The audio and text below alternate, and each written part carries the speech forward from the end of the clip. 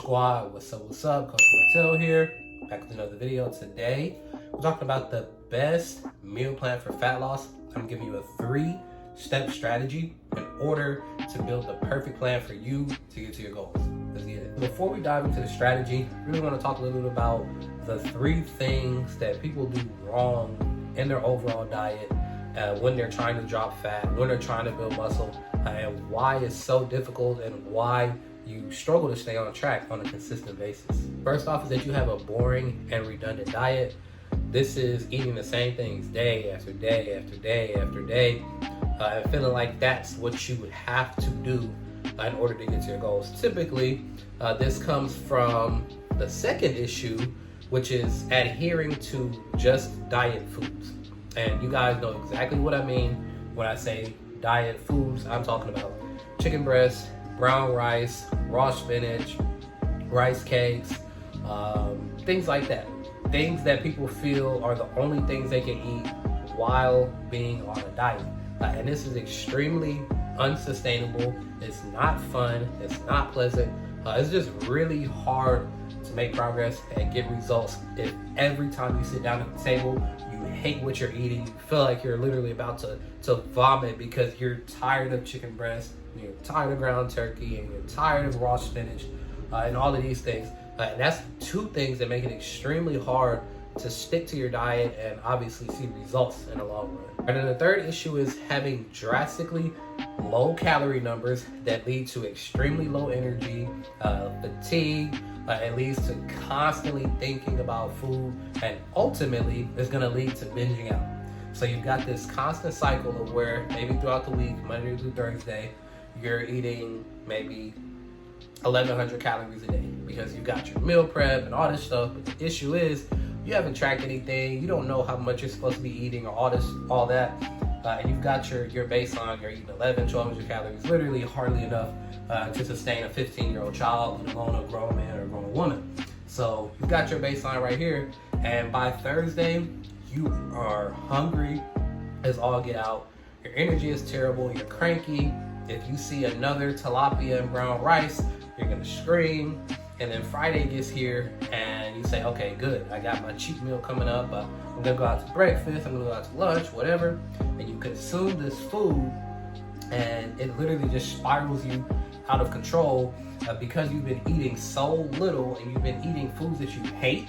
It's just like something in your mind is forcing you to eat more than you need to and eat again and again and again. And you go from, maybe you have burgers and fries, and then you get a midnight snack, and then the next morning you go and get 5 or 6 pancakes and sausages and whatever else, whatever comes to your mind, because it's like those leptin receptors that are telling you, man, let's eat, let's go. I want whatever I can get my hands on. That's what happens a lot when you have these boring, bland, very, very low calorie, unsustainable diets, and all the hard work that you did throughout the course of the week is all negated in those 3 days where you completely binge out and overeat. Right, so if this sounds like your reality in terms of when you try to drop body fat, when you try to diet, I've got a 3-step process for you that is going to help you master your diet, get amazing results, and have fun in the process.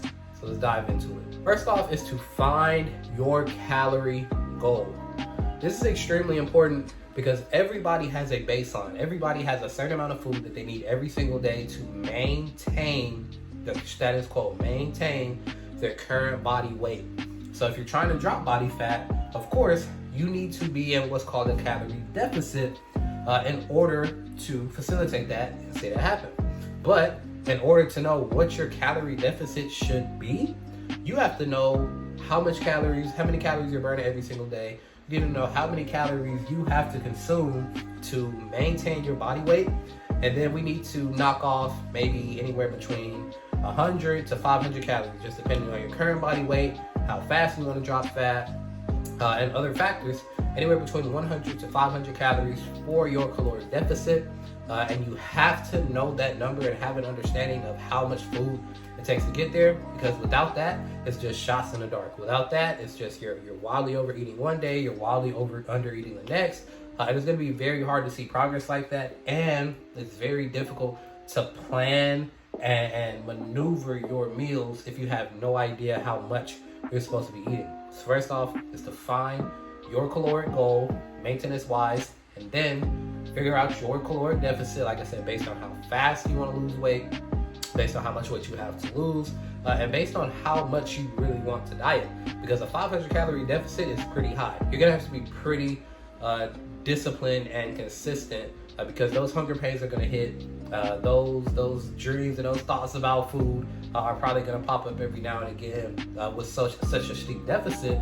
So you may want to start out small and then slowly inch it down as you continue to get to your goals, and obviously make more progress. And I've got a few different calorie calculators down in the description below that'll help you out a lot. A lot of calorie calculators aren't reliable because they don't track the right things. We need to know your body weight, how much lean muscle mass you have, how old you are, how active you are. There's a lot of things that go into calculating your caloric number or your caloric intake goal, and a lot of calorie calculators don't get that done. So check out the ones that are down in the description, and then come back and let me know what you got. Next up is to figure out a protein goal. Protein is an extremely important aspect of your fat loss journey because it ensures that once we're in a caloric deficit and we're eating underneath our maintenance calories, that we're not going to lose a large amount of muscle mass in the process. Because what happens for most people is they diet and they don't think about their macronutrients, they don't think about their protein. All they try to do is eat as little food as possible, and you may lose weight very quickly like that, but the largest amount of that weight is going to be lean muscle mass, which drastically dives and dips down your metabolism, which makes it harder and harder to lose weight overall. So we want to make sure that we're building lean muscle in the process. So you want to make sure that whatever your body weight is, you want to be eating 0.8 to 1.0 grams of protein per pound of body fat that you have. I would say if you only have a few pounds to lose, maybe 15 to 20 at most, I would say that you probably need to stick somewhere around that 1 gram. And if you have maybe 20 or more pounds to lose, you can start going down to that 0.8 per gram and maybe even lower if you have around 100, 200 to lose, whatever the case may be. But overall, getting in protein is going to be key for the sustainability of your fat loss. This is going to make sure that you continue to pack on lean muscle and fuel lean muscle as you strip away body fat. This is going to give you that tight and toned look. This is going to keep your energy levels good. This is going to keep your performance in the gym good. It's just going to be a much better way to diet from a feeling perspective and from an aesthetic perspective. All right, and number 3 is to determine your eating frequency and plug in foods as a result. A lot of times we struggle with eating at the right times, at certain times of the day, and that's just kind of hard to do if you're in a diet. You got to make sure that you're eating around the same times every single day so that you can plan and strategize accordingly. Now, whether you want to eat 2 meals or 6 meals a day, it's completely up to you and what you feel works best with your schedule and your specific diet. But either way, whatever the frequency of your meals are, your protein needs to be evenly distributed throughout those meals. So if you're supposed to be getting in 100 grams of protein per day and you want to do 4 meals a day, you need roughly 25 grams of protein per meal for those 4 meals in order to get the best results, because our metabolism is drastically increased with the consistency of protein consumption. Now, a lot of people think that's with all foods, but that's not the case. The more often we're getting in protein, the more our body's thermic effect, the more our body's energy consumption and absorption is going to be ramped up. So you want to make sure that you're divvying those out. Also from just an actual eating perspective, because protein is a pretty heavy food source, and it's kind of hard to eat 75 grams in one sitting or 80 grams in one sitting. So we want to make sure that we spread it out and make it easier on ourselves. So if you're eating 4 meals, roughly 25 grams per meal, and whatever your particular protein number is, you just split that up between the amount of meals that you're consuming. Part 2 of that, number 3, is going to be picking and choosing your foods. Guys, this right here is going to be how you have fun with your diet. There are so many different protein options. There are so many different carb options, so many different fat options, so many different ways to season and flavor your foods. You'll never have to eat the same thing if you don't want to. Now, I will say that it's much easier to stay on track if you have some level of consistency. For myself personally, and for most of our clients, they eat the same thing for a week, maybe a different breakfast, a different lunch, and a different dinner, and then they split that over the course of the week. And then the next week, they'll add a new set of meals, or maybe continue with something that they really haven't gotten tired of yet. As soon as they start to get a little bit tired of it, we swap up the meals. That's how it works in our program. That's how I personally do my nutrition. But if you wanted to just be, a chef in the kitchen and cook up something different every time, you can do that and still get amazing results if you understand what needs to be included in your foods. Your foundation of every meal should start off, obviously, with your overall caloric goal. So if you've got 2,000 calories a day is what you need in order to lose body fat, maybe lose a pound a week or whatever it is, and you've got 4 meals a day, then you're looking at 500 calories for every single meal. And if you've got, say, 100 grams of protein that you want to consume throughout those 4 meals, you've got 25 grams of protein in each individual meal. And you want to be able to put that into all 4 blocks. So you've got, say, eggs in the morning, chicken for lunch, chicken for your second lunch, and then ground beef for dinner. You got 25 grams worth of all of those different protein sources. And now this is where we'll add in our carbs. So let's say we eat us brown rice, we maybe wheat bread, we maybe like a bun, maybe for a turkey burger or something along those lines. Our starchy carb is going to be right there. The next up, you want your fat. Your fats are going to be things like maybe olive oil that's used in the cooking or for flavor, peanut butter, avocado, things like that, almonds for maybe a snack or so. And then we've got our vegetables and our fruits, which are an extremely important part of the process. They help us to feel really satiated because you can typically get in much more volume of fruits and vegetables because of how low calorie they are. You get a ton of good nutrients from them, and they're just great to have throughout the course of your diet. And you also want to have as much whole food as possible as you go through your diet. And a lot of those starchy carbs aren't necessarily whole foods. They're all they're processed. We try to stay to the more minimally processed options, but still they are processed.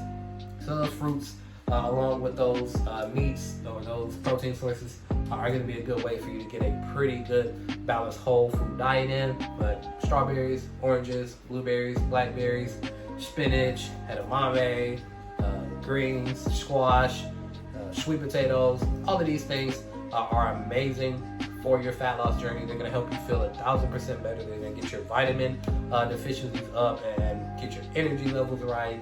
And they're going to be satiating for you so that you can bridge the gap between each meal and get to your goals a lot faster. All right, so this is my 3-step process on building the perfect fat loss meal plan for you. And I also got you a treat down in the comment section below, our gold standard nutrition guide, which has the food bank of proteins, carbs, and fats that are Hustle Fit Academy approved. We've got different meal layouts, maybe gut health meal plans, high protein meal plans, fat loss meal plans. We've got everything that you need inside this gold standard guide to really kickstart your fat loss in the right and most efficient way.